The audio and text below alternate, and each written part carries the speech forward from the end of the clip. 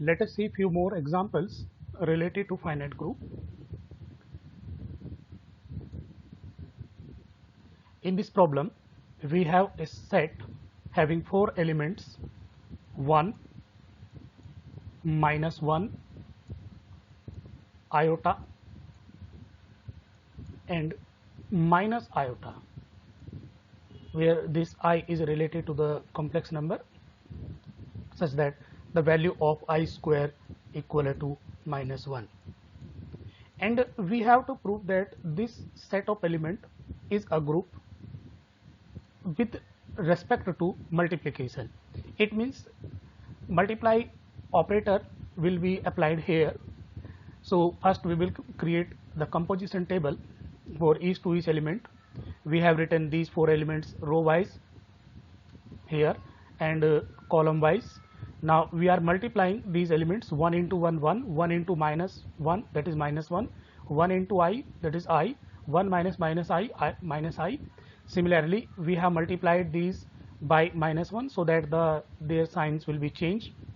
And in third line we are multiplying I into 1, it means I into -1 that is minus I into I, it means I square, and the value of I square is -1. And again here I into minus I, that is minus I square, and the value of minus I square will be equal to +1. And similarly in fourth line we have multiplied these 4 elements by minus I. In composition table we see that all elements belongs to this set. It means no new element is generated after this multiply composition. So we can prove the properties. Now first we will see about closure axiom. Closure axiom say that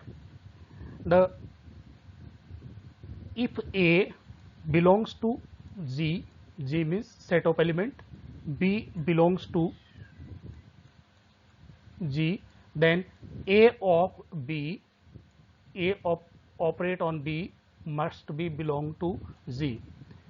It means there will be a composition of each element and the resultant must be belong to G. In composition table we see that we have found the product of each element. Here every element has been multiplied by every element, and the resultant elements here, or we can say that output is belongs to this set. So we can directly written as in composition table we see that the multiplication of each element is in G. It means closure axiom satisfied. Now similarly we can check the identity axiom. Identity axiom means there must be a unique element in the set, such that after operating that element to any individual element, the output will be same. It means there must be no change on that element. So in composition table we see that 1 is the identity element. If we are multiplying any element by 1, then there is no change on that element. So here 1 into 1 that is 1, 1 into -1 -1, 1 into I that is I, 1 and minus I that is minus I. So we can say that 1 is the multiplicative identity. Sorry, 1 is the multiplicative identity. So we have already proved this identity axiom. Now we will check that inverse axiom. It means every element must give identity. So in composition table we see that in first row we see that 1 here. So we can say that 1 into 1 equal to 1. It means on multiplying 1 by 1 we get this identity. So we can say that 1 is the multiplicative inverse of itself. In second line we are multiplying second row we are multiplying by -1, and in this line we see that 1 is here. So we can say that -1 into -1 that is +1. So -1 is also its own multiplicative inverse. Again in third line we see that in front of I we got 1 here. So we can see that the multiplicative inverse of I is -I. So the multiplicative of inverse of I is -I. and similarly the multiplicative inverse of minus I is also I. So we have checked the inverse axiom for every element, so we can say that inverse property has been satisfied. Now we will check the associative property. The associative property can be checked by using a simple example. Here we have taken a combination of these four elements, and we are first associating this iota with minus I and 1 is minus I, then we get this result, and again we are changing their multiplicative order. So we can see that these elements also satisfy associative property, associative axiom with respect to multiplication. And we can also check in composition table that if I into minus 1, or suppose I am taking I into minus I, the result is 1. So the result of minus I into I must be also equal to 1. So the multiplication of minus I with I, this is again equal to 1. So for every two elements we can check these elements satisfy commutative axiom. So we can say that this set of elements is also a commutative group under multiplication. This is one more example, and here we will prove that the set of having two elements 1 and minus 1 is an abelian group with respect to multiplication. So first we will prepare the composition table, and here first we will return these two elements row wise, and after that we are writing these in column wise, and we are multiplying each to each element. 1 into 1, that is 1, 1 into minus 1, that is minus 1, minus 1 into 1, it means minus 1, and minus 1 into minus 1, that is 1. This is our composition table.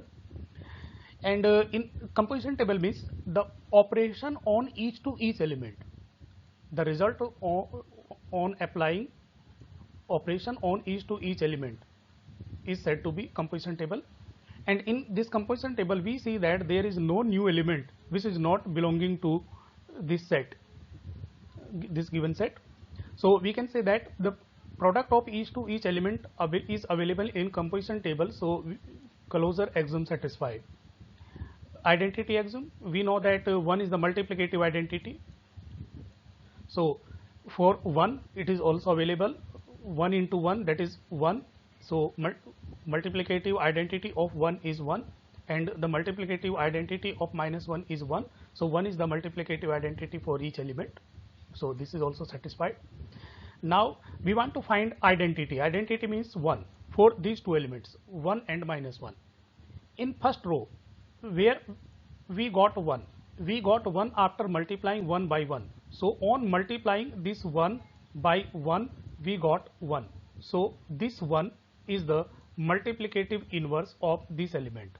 So we can say that 1 is its own multiplicative inverse, and for the in case of second element minus 1 we got 1 here, and it is found on multiplying this minus 1 by multiplying minus 1. So we can say that the minus 1 is also the multiplicative inverse of minus 1. So in this case we can say that every element is its own multiplicative inverse. So it is also satisfied.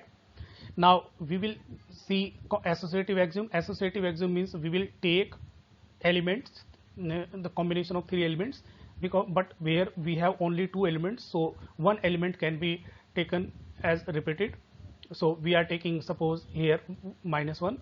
So if I multiply in this fashion, then we got a result that this will be minus 1 into minus 1, that will be 1, and 1 into 1, this will be 1. We got result 1. We can multiply these three elements in this fashion, or we can multiply these three elements in this fashion. First we can multiply this 1 by minus 1, and after that we will multiply the output with this minus 1, and here we will again got same result. So we can say that associative axiom is also satisfied, and here we have given an example. In this example we have taken the combination of 4 elements, but I advise to the students, please take the combination of 3 elements only to prove the associative axiom. And commutative axiom, in composition table we see that the multiplication order doesn't matter here. If I multiply this -1 by 1, then we got -1, and if I multiply this 1 by -1, that I got -1. So here commutative axiom is also satisfied, because all 5 properties are satisfied here with respect to multiplication. So we can say that the given set of element is an abelian group with respect to multiplication. And this is one more question. Here the composition table over these 3 elements is also given. Here it is not matter of concern that how this output we got, because this is already given in the problem, so we will not bother how the result is produced here. We will check only our properties to prove that this set of elements is a abelian group with respect to multiplication. Here we got closure. In composition table we see that there is no new element which is not belonging to set A.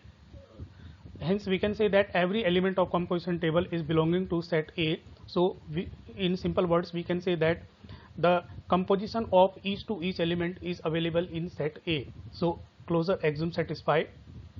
Identity axiom, in here we see that if I multiply any element by A, then we got same result.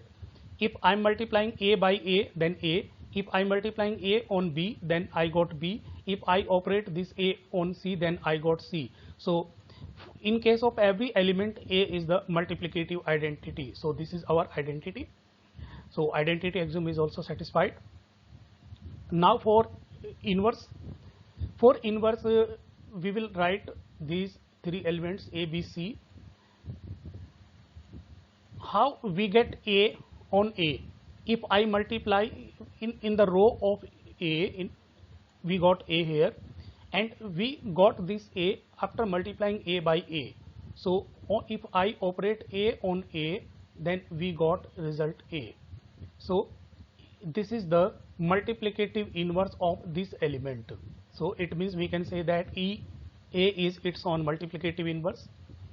For B, in second row we got A here, and we got this A after multiplying this B by C. So we can say that if I multiply B by C, then I got A. So we can say that C is the multiplicative inverse of B. Similarly, we see that B is the multiplicative inverse of C, because we got A here, and this is the result of C into B. So C into B is again A. So every element has its multiplicative inverse. So inverse axiom is also satisfied. Here we can operate these 3 elements in any order. You can take A into B into C. First, if I multiply A in this fashion, the result of B into C, the B into C is A. So this is A, and again this A into this A into A is A. So the output is A.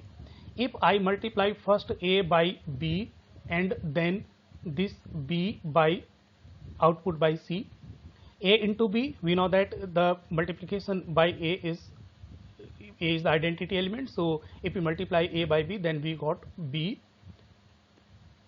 On C, B into C, in composition table we see that B into C is equal to A. So we can say that here associative axiom is also satisfied. For every 2 elements we can see that the composition, the commutative composition is also would hold here. So we can say that this element is also an abelian group with respect to multiplication. In our next class we will discuss on some infinite groups. Here in these 2 lectures we have discussed only on finite groups. It means the set of elements were having finite number of elements. So the case of infinite groups we will discuss in our next class. Thank you.